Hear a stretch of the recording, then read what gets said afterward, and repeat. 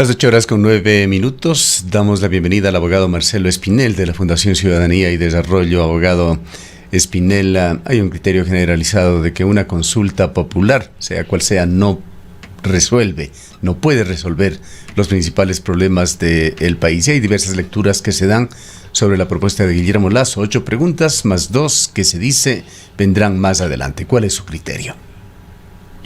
Muy buenos días, para mí es un gusto poder estar aquí. Bueno, en primer lugar creo que coincido con la persona que fue entrevistada hace pocos instantes, con la doctora Hermida. Realmente esta consulta popular, además de que no va a solucionar de forma profunda y de forma adecuada los problemas que los ecuatorianos estamos atravesando, considero que es bastante inoportuna. Es claro que la aceptación y la credibilidad del gobierno ahora se encuentra en sus puntos más bajos y esto podría influir de forma directa en los resultados de esta consulta. Creo yo también que hay que recordar que la Corte Constitucional aún está analizando las preguntas. Tiene la doctora Alejandra Cárdenas aún algunos días para pronunciarse respecto de las mismas y tendremos que esperar los ecuatorianos a que culmine este proceso para saber qué es lo que realmente nos van a preguntar y qué estará incluido en los anexos de cada una de estas preguntas. Es importante que los ecuatorianos recordemos que no solo tenemos que fijarnos en el qué, sino también en el cómo, es decir, cómo se piensa en implementar cada una de estas reformas, políticas públicas, en caso de que los ecuatorianos le den un sí en azul. Abogado Espinel, muy buenos días. ¿Cuál es la lectura o el análisis que tiene usted respecto de la constitucionalidad? Como usted dice, estamos a la espera de que la Corte se pronuncie para ver cuáles y cuántas preguntas en definitiva se van a mantener. ¿Cuál es el análisis suyo? Bueno, creo que hay que ser bastante cautos al respecto de esto, pues los jueces son los que tienen una decisión sobre esto y sobre si las preguntas pasarán o no pasarán. Sin embargo, hay elementos que ya están sobre la mesa y que la Corte los analizará. Por ejemplo, diversas sentencias del Sistema Interamericano de Derechos Humanos, así como opiniones consultivas de los que señalan que las Fuerzas Armadas no deben estar involucradas en acciones de seguridad interna. Por otro lado, pues también la Corte, a través de dictámenes previos, ha señalado, por ejemplo, que en el caso de la designación de autoridades de control dentro de Ecuador, sin duda que la Asamblea Nacional puede ser un órgano que se haga cargo de este tipo de designaciones. Sin embargo, el cómo no puede modificarse. ¿Y a qué me refiero con el cómo? Que tienen que seguir realizándose procesos de designación a través de concursos de méritos y oposición. Entonces, en ciertos procesos de designación, por supuesto. Entonces, la Corte también ya tiene un camino que va a seguir. No debería fallar en contra de dictámenes previos que ya se han emitido y tampoco debería irse en contra de este principio de convencionalidad que hace que regrese a ver aquello que ha sido desarrollado por el Sistema Interamericano de Derechos Humanos, por ejemplo. Ya sean enmiendas o reformas a la Constitución de la República, el gobierno lo que quiere cambiar son 3 temas básicos: seguridad, institucionalidad, concentrado sobre todo en el Consejo de Participación Ciudadana y Control Social, y el número de asambleístas en la Asamblea Nacional, y 2 preguntas sobre medio ambiente. ¿Qué es lo más relevante en su criterio sobre lo que propone el gobierno? Yo creo que podemos enfocarnos en primer lugar en la inseguridad.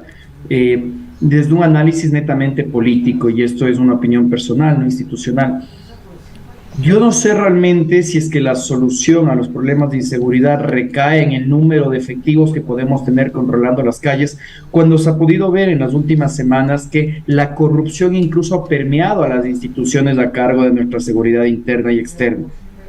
¿Cómo es posible que se pretenda creer que a través del aumento de efectivos vamos a solucionar problemas como la desaparición de una persona dentro de las instalaciones de la policía? Que en las últimas semanas sigamos viendo que las instituciones como las Fuerzas Armadas son parte de organizaciones delictivas captadoras de dinero. Entonces yo sí creo que es importante que profundicemos el debate al respecto de si es que este tipo de decisiones realmente nos van a ayudar a tener mayor seguridad en el país, o que simplemente son este tipo de preguntas ancla que lo que buscan es conectar con la emocionalidad de los ciudadanos para tratar de tener referéndums que, en lugar de buscar solucionar los problemas de la gente, traten de aumentar la legitimidad y credibilidad de los gobiernos. Ahora, abogado Espinel, uno de los temas que además nos preocupa, ya pensando en la respuesta que podamos dar los ciudadanos, las ciudadanas a esta propuesta del gobierno nacional, pasa por varios elementos: el apruebo y el rechazo, desde una posición quizás polarizada, si estoy o no con el gobierno, va a depender de ahí mi voto. El otro, quizás la cultura política que podamos tener o habremos alcanzado en su momento los ecuatorianos, y el otro, cuánto realmente nos interesamos en conocer a profundidad y las posibilidades, por ejemplo, de revisar los anexos. Se habla de un documento que fue entregado a la Corte Constitucional de más de 400 páginas. ¿Cuántos ecuatorianos, ecuatorianas realmente van a leer un documento así? ¿Cuánto va a incidir un debate académico serio en la toma de decisiones? Bueno, al respecto de la extensión del documento, a mí también me preocupa bastante. Sin embargo, debemos poner sobre la mesa el hecho de que eso no únicamente constituyen los anexos.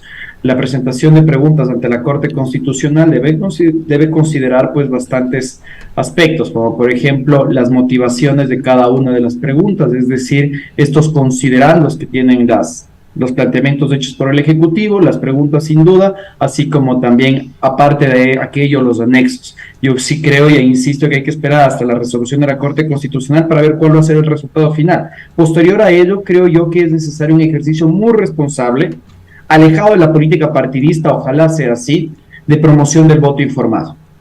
Y esta promoción del voto informado es responsabilidad no solo del gobierno, porque son sus preguntas, sino también de la autoridad electoral. El Consejo Nacional Electoral tiene que encontrar mecanismos para que los ciudadanos, a través de los medios de comunicación, a través de las redes sociales, de forma amigable, de forma sencilla, podamos comprender cuál va a ser el alcance y el impacto de estas preguntas en caso de ser aprobadas. Y los ciudadanos, al final del día, a pesar de la extensión, debemos hacer el esfuerzo de comprender que esto no implica darle el respaldo o no a un presidente, sino que implica la modificación de leyes, de políticas públicas que pueden cambiar nuestro día a día, que pueden poner en riesgo nuestros derechos. Entonces, probablemente en 2 años y medio Guillermo Lasso deje de ocupar el cargo, pero el resultado de estas preguntas nos seguirá acompañando a los ecuatorianos. Por eso es que hay que ponerle muchísima atención a cuál va a ser su alcance e impacto. ¿Qué opinas sobre los cambios en 2 organismos que resultan ser referentes más impopulares que el propio gobierno? El Consejo de Participación Ciudadana y Control Social y la Asamblea.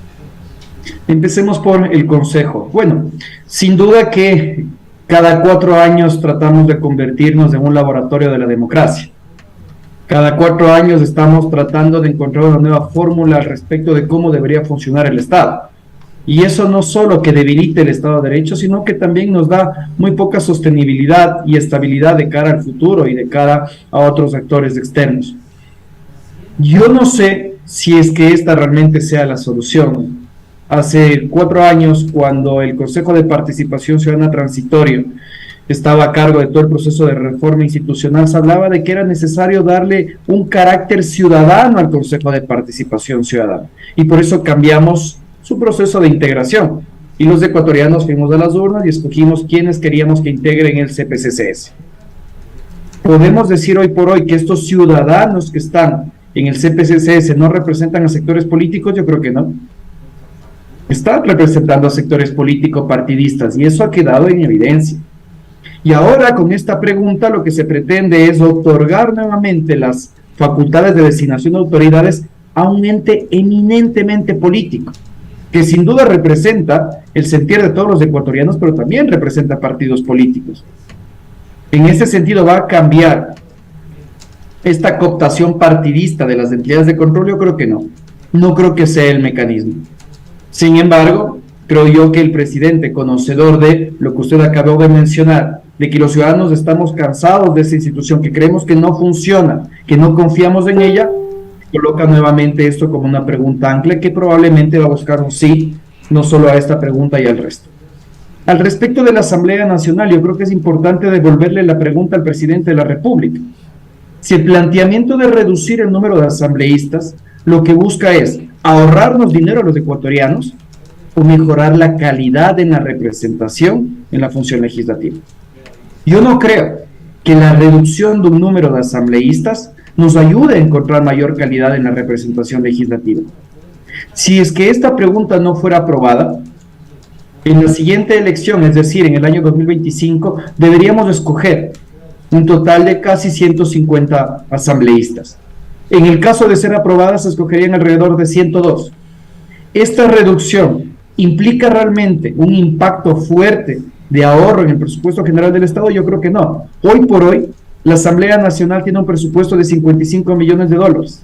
Y ojo, que se me escuche bien, no estoy tratando de justificar los errores o felicitar los aciertos de la Asamblea Nacional, pero el presupuesto de la función legislativa es el menor en comparación al resto de funciones de Estado. No llega ni al 1% del presupuesto general del Estado. Entonces, nuevamente estamos frente a una pregunta que busca aprovecharse de las pasiones y de las emociones de los ecuatorianos al respecto de este hartazgo que tenemos con la Asamblea Nacional, o es una pregunta responsable que buscaría mejorar la calidad de la representación ciudadana en el Parlamento. ¿Qué cabe decir entonces, abogado Espinel, sobre las preguntas con respecto al medio ambiente? Preguntas 7 y 8. El mismo gobierno que emitió los decretos pro-extractivistas 91 y 151 lo propone. Es el mismo gobierno que apela con toda su fuerza y posibilidades a una acción de protección dada por la justicia aquí en el Azuay para preservar Quimsacocha, zona de páramo de Cuenca, muy relacionada con sus fuentes de agua, y que a pesar de las consultas populares de Cuenca y Girón, insiste el gobierno en que ese proyecto minero va porque va. Ahí es cuando uno encuentra este tipo de incongruencias, ¿no? Realmente, ¿cuál es la política gubernamental? ¿Avanzar hacia un modelo extractivista o estamos buscando nuevamente conectar con ciertos sectores, en este caso defensores de los derechos de la naturaleza, activistas por los derechos de la naturaleza, para tratar de captar un mayor electorado? Incluso hace un par de días escuchaba al economista Alberto Acosta, que señalaba que gran parte de lo que ya se está proponiendo en las preguntas relacionadas al medio ambiente ya se lo venía realizando y se lo está realizando. Y él decía que se pone en evidencia un desconocimiento del gobierno al respecto de sus propios programas, sobre todo sobre lo relacionado a la compensación en temas de promoción de derechos de la naturaleza e impacto ambiental. Y él hacía mención precisamente al programa Sociobosque, ¿no? Entonces, yo creo que esta consulta no busca nuevamente solucionar los problemas de la gente y tal vez nos están dejando las expectativas al respecto de estas dos preguntas que se plantean incluir para ver si es que pueden conectar nuevamente con tal vez nuevos sectores ciudadanos o estos sectores ciudadanos que están indecisos al respecto de las decisiones que está tomando el gobierno. Justamente se han anunciado estas dos nuevas preguntas que podrían darse en un contexto de materia económica. O se ha dicho, fue uno de los comentarios del ministro de Economía y Finanzas, que podría apuntar al trabajo por horas. En algún momento le escuchamos al mismo presidente de la República en estas diferencias con la Asamblea Nacional, que consultaría sobre el tema de la ley de inversiones, cosa que no sabemos si se va a incluir o no se va a incluir, a propósito de lo que fue en su momento la posición de la Asamblea Nacional ante las propuestas de carácter económico del Ejecutivo. ¿Podría ser esta una posibilidad, una oportunidad para saldar estas circunstancias? Bueno, es claro que si es que, por ejemplo, se plantea preguntas relacionadas a el tipo de relaciones contractuales en el ámbito laboral que pueden existir, estos tipos de contratación, es claro que el gobierno lo que busca es dar un salto a la barrera que le ha puesto la Asamblea Nacional en sus proyectos de reforma. Es claro también que el gobierno ha perdido cualquier tipo de esperanza de llegar a consensos con la Asamblea Nacional. Pero también, desde mi punto de vista, pone en evidencia que el gobierno hizo caso omiso a las alertas que se hicieron desde el inicio y que eran completamente evidentes. Nosotros tenemos una Asamblea Nacional en la cual más de 100 asambleístas se han identificado con la izquierda o con la centroizquierda frente a un ejecutivo de derecha. Era lógico que las visiones al respecto del modelo de país iban a estar completamente contrapuestas. Y lo que se esperaba es que se encuentren mecanismos para llegar a consensos de forma transparente sobre la mesa y que existan agendas programáticas de consenso, que se pueda ceder en ciertas posiciones y que se piense en una agenda de país y no en una agenda político-partidista. Desafortunadamente esto no sucedió y el planteamiento de este tipo de preguntas también pone o abre la puerta a otro tipo de riesgos. y en este caso sería la precarización laboral. Sin duda que el acceso al trabajo es un problema que los ecuatorianos estamos viviendo día a día, pero la solución bajo ningún concepto debería precarizar los derechos de los trabajadores, los derechos de los ciudadanos. Entonces, en caso de que esta pregunta sea presentada, nuevamente, deberíamos fijarnos si va a ser una pregunta de tipo referéndum o si es que va a ser una pregunta al estilo consulta popular. Es decir, que únicamente la autorización al presidente de la República para que inicie un proceso de ejecución de política pública o de aprobación de una normativa que se vuelva obligatoria para la Asamblea Nacional. Entonces, existen una gran cantidad de aristas que se pueden abrir al momento en el cual nosotros, como ecuatorianos, veamos cómo se plantea esta posible pregunta. Bien. Simplemente señalar e insistir en lo que usted ha dicho ya con respecto a la pregunta 7 de incluir en el Sistema Nacional de Áreas Protegidas los subsistemas de protección hídrica. En esto es claro que no se requiere crear otro subsistema en el Sistema Nacional del Agua. Es un tema netamente técnico que no tiene sentido ser consultado a la población. Se trata simplemente de una decisión que debería tomar el Ministerio del Ambiente interpretando el cuerpo legal que ya existe. Queremos agradecerle, abogado Espinel, por su presencia en esta mañana. Ha sido un gusto. Muchísimas gracias a ustedes. El abogado Marcelo Espinel es parte de la Fundación Ciudadanía y Desarrollo.